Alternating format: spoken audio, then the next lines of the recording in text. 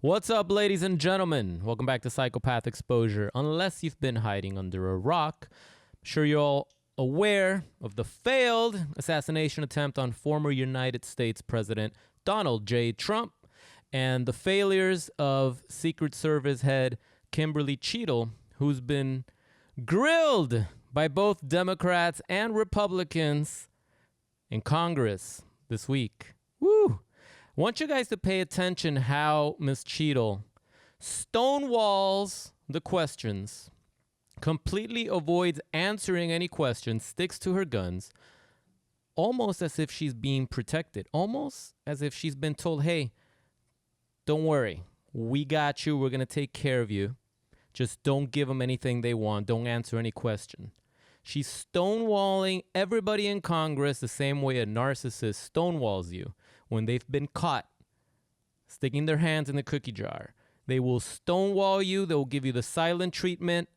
They will gray rock you, okay, which is a tactic that we use against narcissists when they're trying to poke at us.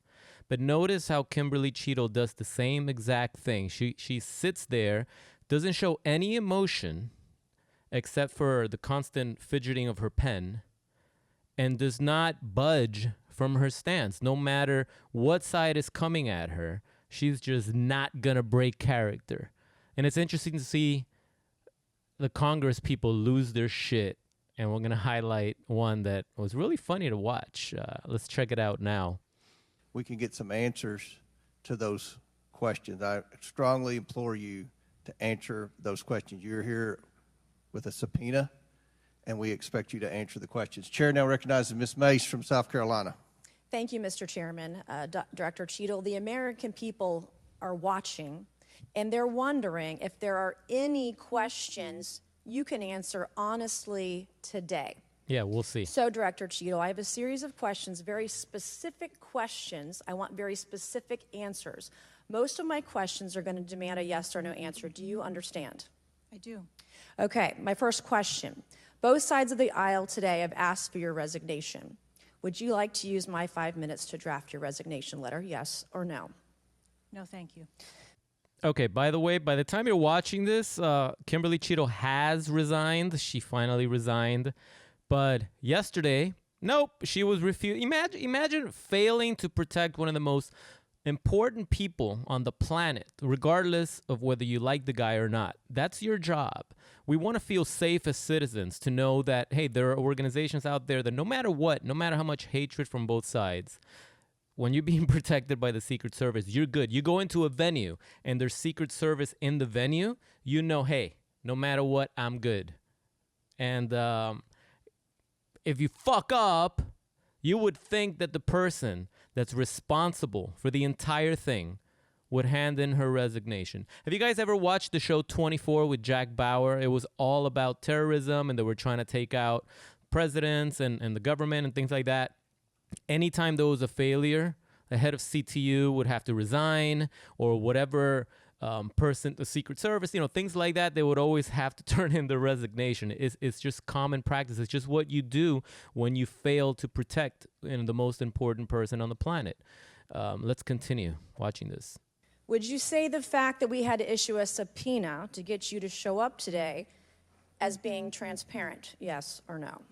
I have always been Yes eager or to no? come You didn't and want to talk answer to the question. Yes or We had no? to issue a subpoena to get you to show up today. That is not transparent, by the way. You stated earlier, Secret Service is not political. Is that correct? Yes.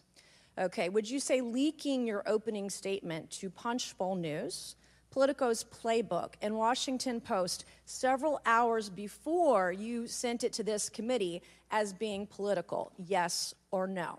I have no idea how my statement got out. Well, that's bullshit. So, Mr. Chairman, I would like to ask unanimous consent to enter into the record articles by Punchbowl News, Political Playbook, Washington Post, all done at 5:24 a.m., 6:12 a.m., 6:34 a.m., a solid 3 to 4 hours before this committee got your statement. Without objection, so ordered. Okay. Is the Secret Service fully cooperating with our committee? Yes. Okay, you say you're fully cooperating with this committee. On July 15th, this committee sent you a list of demands of information that we wanted. Has the Secret Service provided this committee a complete list of all law enforcement personnel that were there that day? Have you done that? Have you provided a list to the Oversight Committee? Yes or no? I will have to get back to you on that. That is a no. She has to get back to her on that. You would think she would know that. You would think she would know that. Nope. No. Have you provided all audio and video recordings in your possession to this committee, as we asked on July 15th? Yes or no? I would have to get back to you. That is a no. You're full of shit today. You're just being completely dishonest. Mr. Chairman, Completely Mr. dishonest. Chairman, I want to. I'm Come gonna on. We have to continue. maintain decorum in this committee, no matter Have how you provided upset we any get. and all memos to this committee that we've asked you on July 15th? Have you provided all memorandums within the Secret Service? I would have to get back to you on That is a no. You are being dishonest or lying. Like you're being dishonest here with this committee. These are important questions that the American people want answers to, and you're just dodging and talking around it in generalities. And we had to subpoena you to be here, and you won't even answer the questions. We have asked you repeatedly to answer our questions. This isn't hard. These are not hard questions. Have you provided us all communications from the Secret Service related to that day and that rally? Have you provided this committee? We've asked for this information on July 15th. Have you provided any of this information that this committee has asked of the Secret Service? Any of it? I'll have to get back to you. Have you even read this letter that we sent you? Did you even read this? Yes. Okay. And you have said you don't know, you have no idea. Well, the answer is no. We haven't gotten a single document or piece of information or data from you or your agency in related to the rally that we have asked you for. Now, this is how the whole thing went. If you guys like to follow trials and Congress hearings, this is exactly how it went, no matter who was grilling her. She was just stone cold, stonewalling, not answering any question, just sticking to that little narrative that she had. Wow. How many of you guys have been in a relationship with a toxic person, and when you catch them on something, they just refuse? You can show them the evidence in their face. You show them the evidence, and they still tell you, I don't recall that. I don't recall doing that. That's not what happened. I'll have to get back to you. I'm not ready to talk. My favorite is, I'm not ready to talk right now. I'm not ready to talk right now. What? Get the hell out of here. Like, this is the time to talk. This is the time to talk. I don't know how she got away with that. But what do you guys think? What do you guys think she's hiding? Why can't she just be transparent about the situation when she is the head, or was the head, of the Secret Service? Wouldn't you think she would know and be able to have these answers to save her ass? You would think she would want to save her ass and at least come prepared. At least come prepared to the hearing.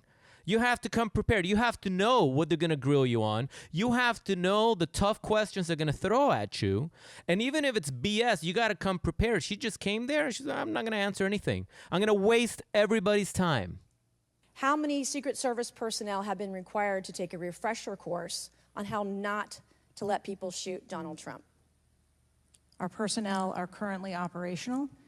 We are examining the facts of this investigation, and we will make the changes necessary. What time did law enforcement become aware that there was an individual on the roof with a clear line of sight to President Trump?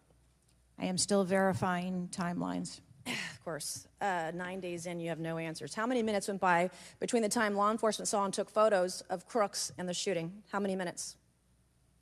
I am still verifying timelines. 57 minutes. Wow. That is incredible.